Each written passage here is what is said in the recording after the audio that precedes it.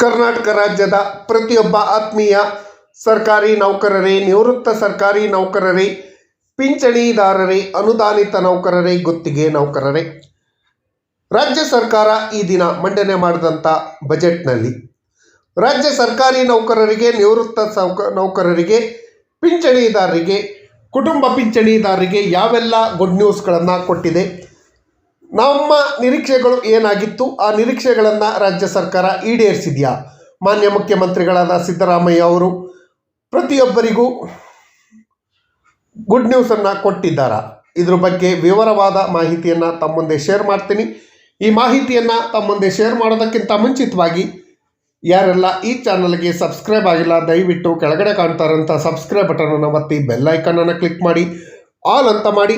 ನೀವು ಫೇಸ್ ಮಾಡ್ತಾ ಇರೋಂಥ ಎಲ್ಲ ಪ್ರಾಬ್ಲಮ್ಗಳನ್ನು ಲೀಗಲ್ ಆಗಿ ಸಾಲ್ವ್ ಮಾಡ್ಕೊಳ್ಳೋಕ್ಕಿರೋಂಥ ಉತ್ತಮ ವೇದಿಕೆಯಾದ ಸರ್ಕಾರಿ ನೌಕರ ಮಿತ್ರ ಯೂಟ್ಯೂಬ್ ಚಾನಲ್ಗೆ ಸಬ್ಸ್ಕ್ರೈಬ್ ಆಗಿ. ಸ್ನೇಹಿತರೆ, ಕರ್ನಾಟಕ ರಾಜ್ಯದಲ್ಲಿರುವಂಥ ಪ್ರತಿಯೊಬ್ಬ ಸರ್ಕಾರಿ ನೌಕರರು ಹಾಗೂ ನಿವೃತ್ತ ಸರ್ಕಾರಿ ನೌಕರರು ಈ ದಿನ ಕರ್ನಾಟಕ ರಾಜ್ಯದ ಬಜೆಟ್ ಮಾನ್ಯ ಮುಖ್ಯಮಂತ್ರಿಗಳಾದ ಸಿದ್ದರಾಮಯ್ಯ ಅವರು ಮಂಡನೆ ಮಾಡದಿರುವಂಥ ಬಜೆಟ್ ಮೇಲೆ ಬಹಳಷ್ಟು ನಿರೀಕ್ಷೆಗಳನ್ನು ಇಟ್ಕೊಂಡಿದ್ರು. ನಾವು ಕೋರಿರುವಂಥ ಎಲ್ಲ ಬೇಡಿಕೆಗಳನ್ನು ಈಡೇರಿಸ್ಬೋದು ಅನ್ನೋ ಒಂದು ನಿರೀಕ್ಷೆಗಳು ಇತ್ತು. ಈ ಬಗ್ಗೆ ನೌಕರ ಸಂಘದ ಅಧ್ಯಕ್ಷರಾದ ಶ್ರೀ ಷಡಾಕ್ಷರಿ ಅವರು, ನಿವೃತ್ತ ನೌಕರ ಸಂಘದ ಅಧ್ಯಕ್ಷರಾದ ಶ್ರೀ ಭೈರಪ್ಪನವರು ಮಾನ್ಯ ಮುಖ್ಯಮಂತ್ರಿಗಳನ್ನು ಭೇಟಿ ಮಾಡಿ ಮಾತುಕತೆಯನ್ನು ನಡೆಸಿದರು. ಬಜೆಟ್ನಲ್ಲಿ ನೌಕರರಿಗೆ, ನಿವೃತ್ತರಿಗೆ ಯಾವೆಲ್ಲ ಸೌಲಭ್ಯಗಳು ಸಿಕ್ಕಿದೆ ಅಂತ ಇಲ್ಲಿದೆ ವಿವರವಾದ ಮಾಹಿತಿ.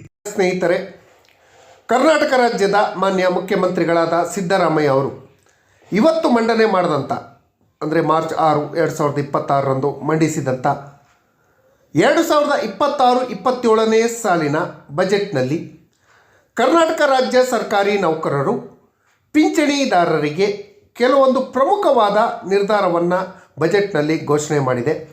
ಬಜೆಟ್ನಲ್ಲಿ ನೌಕರ ವರ್ಗಕ್ಕೆ ಹಾಗೂ ಪಿಂಚಣಿದಾರರ ವರ್ಗಕ್ಕೆ ಸಿಕ್ಕಿರುವಂಥ ಲಾಭಗಳು ಏನು ಅನ್ನೋದನ್ನು ನೋಡೋದಾದರೆ, ಬಾಕಿ ವೇತನ ಅರಿಯರ್ಸ್ಗಳನ್ನು ಪಾವತಿ ಮಾಡೋದ್ರ ಬಗ್ಗೆ ಕೂಡ ಅನುದಾನವನ್ನು ತೆಗೆದಿಡಲಾಗಿದೆ. ಸರ್ಕಾರಿ ನೌಕರರ ದೀರ್ಘಕಾಲದ ಬೇಡಿಕೆಯಾಗಿದ್ದಂತಹ ವೇತನ ಬಾಕಿಯ ಬಗ್ಗೆ ಸರ್ಕಾರ ಒಂದು ದೊಡ್ಡ ನಿರ್ಧಾರವನ್ನು ತೆಗೆದುಕೊಂಡಿದೆ. ಇದರಿಂದಾಗಿ ಸಮಸ್ತ ನೌಕರ ವರ್ಗಕ್ಕೆ ಒಂದು ಗುಡ್ ನ್ಯೂಸ್ ಅಂತಲೇ ಹೇಳ್ಬೋದು. 1/1/2021ರಿಂದ ದಿನಾಂಕ 28/2/2023 ನಡುವೆ ಏನು ವೇತನ ಬಾಕಿ ಇತ್ತು, ಸ್ಯಾಲ್ರಿ ಅರಿಯರ್ಸ್ ಇತ್ತು, ಈ ಸ್ಯಾಲ್ರಿ ಅರಿಯರ್ಸನ್ನು ತಕ್ಷಣ ಪಾವತಿಗೆ ಸರ್ಕಾರ ನಿರ್ಧಾರ ಮಾಡಿದೆ. ಇದಕ್ಕಾಗಿ ಬಜೆಟ್ನಲ್ಲಿ ಅನುದಾನವನ್ನು ಕೂಡ ತೆಗೆದಿಟ್ಟಿದ್ದಾರೆ. ಕರ್ನಾಟಕ ಬಜೆಟ್ನಲ್ಲಿ ಸ್ಯಾಲ್ರಿ ಅರಿಯರ್ಸನ್ನು ಕೊಡೋ ಉದ್ದೇಶಕ್ಕಾಗಿ ಸುಮಾರು 1,271 ಕೋಟಿ ಅನುದಾನವನ್ನು ಮೀಸಲಾಗಿ ಇಡಲಾಗಿದೆ. ಇದರಿಂದಾಗಿ ಯಾರ್ಯಾರಿಗೆ ಸ್ಯಾಲ್ರಿ ಅರಿಯರ್ಸ್ಗಳು ಆಗಿಲ್ಲ ಅವರಿಗೆಲ್ಲರಿಗೂ ಇದರಿಂದ ಉಪಯೋಗ ಆಗುತ್ತೆ, ತಕ್ಷಣ ಸ್ಯಾಲ್ರಿ ಅರಿಯರ್ಸ್ಗಳು ಆಗತ್ತೆ. ಅದರ ಜೊತೆಯಲ್ಲಿ ವೇತನ ಪರಿಷ್ಕರಣೆ ಏಪ್ರಿಲ್ 1, 2025ರಿಂದ ಪೂರ್ವಾನ್ವಯವಾಗುವಂತೆ ಸರ್ಕಾರಿ ನೌಕರರ ವೇತನ ಸ್ಯಾಲರಿಯಲ್ಲಿ ಮತ್ತಷ್ಟು ಪರಿಷ್ಕರಣೆ ಮಾಡ್ತಾರೆ. ಫ್ಯೂಚರ್ ರಿವಿಷನನ್ನು ಮಾಡ್ತಾ ಇದ್ದಾರೆ. 7th ಪೇ ಕಮಿಷನ್ನು ಏನು ರೆಕಮೆಂಡೇಷನ್ ಮಾಡಿತ್ತೋ ಅದಕ್ಕೆ ಸಂಬಂಧಪಟ್ಟ ಹಾಗೆ ಫ್ಯೂಚರು ರಿವಿಷನ್ ಆಗತ್ತೆ, ಸರ್ಕಾರ ಮುಂದಾಗಿದೆ. ಇದು ನೌಕರರ ಕೈಗೆ ಸಿಗುವಂಥ ಸಂಬಳದಲ್ಲಿ ಭಾರಿ ಹೆಚ್ಚಳ ಆಗತ್ತೆ. ಇದು ಒಂದು ಗುಡ್ ನ್ಯೂಸ್ ಅಂತಲೇ ಹೇಳ್ಬೋದು. ಯಾವ ರೀತಿ ರಿವಿಷನನ್ನು ಮಾಡ್ತಾರೆ ಅನ್ನೋದನ್ನು ಕೂಡ ನಾವು ಮುಂದಿನ ದಿನಗಳಲ್ಲಿ ಹೇಳುವಂಥ ಕೆಲಸವನ್ನು ಮಾಡ್ತೀವಿ. ಈ ದಿನ ಬಜೆಟ್ನಲ್ಲಿ ಏನೇನು ನೌಕರರಿಗೆ ಸಿಕ್ಕಿದೆ ಅನ್ನೋದ್ರ ಬಗ್ಗೆ ಒಂದು ಸಂಕ್ಷಿಪ್ತವಾದ ಮಾಹಿತಿಯನ್ನು ಕೊಡ್ತಾ ಹೋಗ್ತೀನಿ. ಅದರ ಜೊತೆಯಲ್ಲಿ ತುಟ್ಟಿ ಭತ್ಯೆ ಹಾಗೂ ಪಿಂಚಣಿ, DA ಹಾಗೂ ಪೆನ್ಷನ್ ಬಗ್ಗೆ. ತುಟ್ಟಿ ಭತ್ಯೆ ಹೆಚ್ಚಳ ಇತ್ತೀಚೆಗೆ, ಅಂದರೆ ಲಾಸ್ಟು ಇಯರು ಜುಲೈ 1ರಿಂದ ಡಿಸೆಂಬರ್ವರೆಗೂ ತುಟ್ಟಿ ಭತ್ಯೆಯನ್ನು ಹೆಚ್ಚಳ ಮಾಡಿತ್ತು. ಡಿಯರೆನ್ಸ್ ಅಲವೆನ್ಸು ಮೂಲ ವೇತನದ 14.25% ಹೆಚ್ಚಳ ಆಗಿದೆ. ಟೋಟಲ್ ಈಗ ಇರೋವಂಥದ್ದು. ಲಾಸ್ಟ್ ಟೈಮ್ ಕೊಟ್ಟಿರೋದು 2% ಇತ್ತು. ಇದು ಜುಲೈ 2025ರಿಂದಲೇ ಪೂರ್ವಾನ್ವಯ ಆಗಿದೆ. ಈ ವರ್ಷ ಏನು ಬಜೆಟ್ಟು ಕೇಂದ್ರ ಸರ್ಕಾರ ಇನ್ನೂ DAಯನ್ನು ಘೋಷಣೆ ಮಾಡಿಲ್ಲ. ಕೇಂದ್ರ ಸರ್ಕಾರ ತನ್ನ ನೌಕರರಿಗೆ 3 ಅಥವಾ 3.5% DA ಘೋಷಣೆ ಮಾಡುವಂಥ ಸಾಧ್ಯತೆಗಳು ಹೆಚ್ಚಾಗಿದೆ. ಹಾಗಾಗಿ ರಾಜ್ಯ ಸರ್ಕಾರಿ ನೌಕರರಿಗೂ ಕೂಡ DA ಹೆಚ್ಚಳ ಆಗುತ್ತೆ. ಅದಕ್ಕೆ ಸಂಬಂಧಪಟ್ಟಂಥ ಅನುದಾನವನ್ನು ಬಜೆಟ್ನಲ್ಲಿ ಕಾದಿರಿಸಲಾಗಿದೆ. ಹಾಗಾಗಿ ಪಿಂಚಣಿ ಹೆಚ್ಚಳ ಆಗೋದು ಖಚಿತ. ಯುಗಾದಿ ಹಬ್ಬದ ಮುಂಚಿತವಾಗಿ ಈ ಹೆಚ್ಚಳ ಆಗತ್ತೆ ಅನ್ನೋ ನಿರೀಕ್ಷೆ ಇದೆ.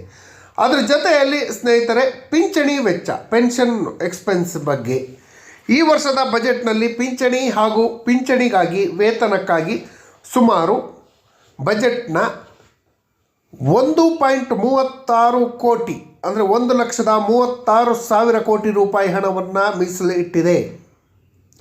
ಇದೊಂದು ದೊಡ್ಡ ಬೆಳವಣಿಗೆ ಅಂತಲೇ ಹೇಳ್ಬೋದು. ಇದು ನಿವೃತ್ತ ನೌಕರರಿಗೆ ಆರ್ಥಿಕ ಭದ್ರತೆಯನ್ನು ಖಚಿತಪಡಿಸುವಂತಹ ಒಂದು ಉತ್ತಮವಾದ ನಿರ್ಧಾರವನ್ನು ರಾಜ್ಯ ಸರ್ಕಾರ ಕೈಗೊಂಡಿದೆ ಅಂತಲೇ ಹೇಳ್ಬೋದು. ಅದರ ಜೊತೆಯಲ್ಲಿ ಹೊಸ ಉದ್ಯೋಗ ಅವಕಾಶಗಳನ್ನು ಕೊಡೋದ್ರ ಬಗ್ಗೆ ನಿಮಗೆಲ್ಲರಿಗೂ ಗೊತ್ತಿದ್ದಾಗೆ ಕರ್ನಾಟಕ ರಾಜ್ಯದಲ್ಲಿ ಮಂಜೂರಾದ ಹುದ್ದೆಗಳು 7.5 ಲಕ್ಷಕ್ಕೂ ಹೆಚ್ಚಿದೆ. ಅದರಲ್ಲಿ ಸುಮಾರು 2.5 ಲಕ್ಷಕ್ಕಿಂತ ಹೆಚ್ಚು ಹುದ್ದೆಗಳು ಖಾಲಿ ಇದೆ. ಇರೋ ನೌಕರರೇ ಆ ಹುದ್ದೆಗಳಲ್ಲಿ ಕೆಲಸ ಮಾಡಿ ಕರ್ತವ್ಯದ ಒತ್ತಡದಲ್ಲಿ ಎಷ್ಟೋ ನೌಕರರಿಗೆ ಆರೋಗ್ಯ ಸಮಸ್ಯೆಗಳು ಉಂಟಾಗಿದೆ. ಆ ಉದ್ದೇಶಕ್ಕಾಗಿ ನೌಕರ ಸಂಘಗಳು ಮನವಿಯನ್ನು ಮಾಡ್ಕೊಂಡಿದ್ರು.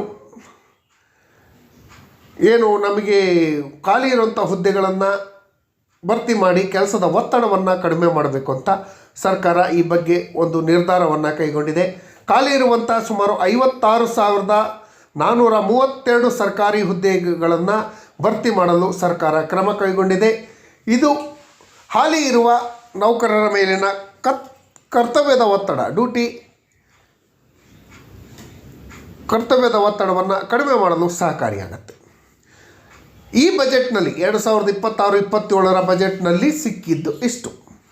ಬಟ್ಟು ನಾವು ಬೇಡಿಕೆ ಇಟ್ಟಿದ್ದು ಬೆಟ್ಟದಷ್ಟು, ಸಿಕ್ಕಿದ್ದು ಮುಷ್ಟಿಯಷ್ಟು.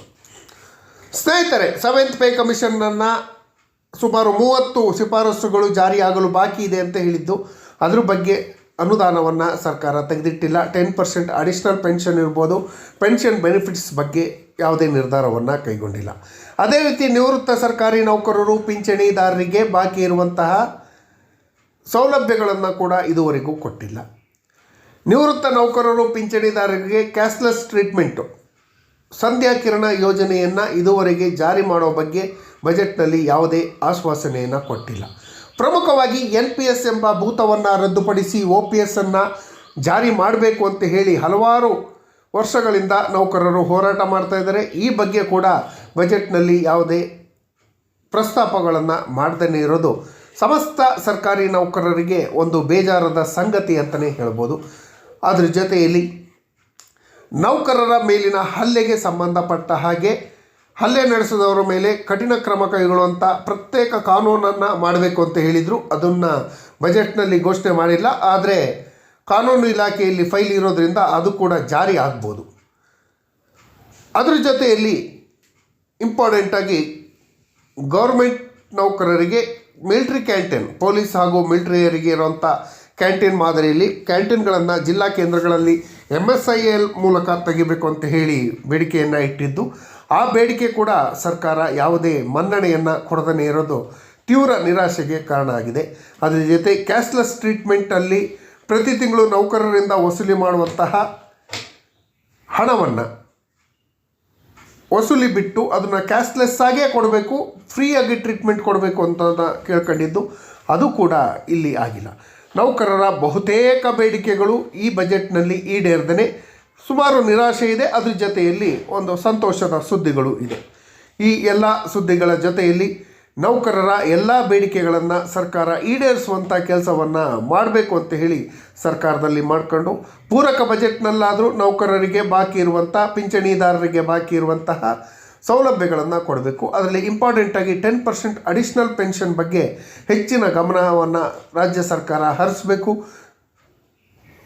ತಿದ್ದುಪಡಿ ಪೂರಕ ಬಜೆಟ್ನಲ್ಲಿ ಇದ್ರ ಬಗ್ಗೆ ಅನುದಾನವನ್ನು ತೆಗೆದಿಟ್ಟು ನೌಕರರಿಗೆ ಒಳ್ಳೆಯದಾಗುವಂಥ ಮಾಡಬೇಕು. ಈ ಬಜೆಟ್ನಲ್ಲಿ 50-50 ಸ್ವಲ್ಪ ಸಿಹಿ ಸ್ವಲ್ಪ ಕಹಿ ಇರುವಂಥ ಬಜೆಟ್ ಆಗಿದೆ ನಿವೃತ್ತ ನೌಕರರು ಪಿಂಚಣಿದಾರರ ಪಾಲಿಗೆ. ಹಾಗಾಗಿ ಮುಂದಿನ ದಿನಗಳಲ್ಲಿ ನೌಕರರಿಗೆ ಉಪಯೋಗ ಆಗುವಂತಹ ನಿರ್ಧಾರವನ್ನು ರಾಜ್ಯ ಸರ್ಕಾರ ಕೈಗೊಳ್ಬೋದು ಅಂತ ತಿಳಿಸ್ತಾ ಈ ಮಾಹಿತಿ ನೋಡಿದ್ದಕ್ಕೆ ಧನ್ಯವಾದಗಳು. ಜೈ ಹಿಂದ್, ಜೈ ಕರ್ನಾಟಕ.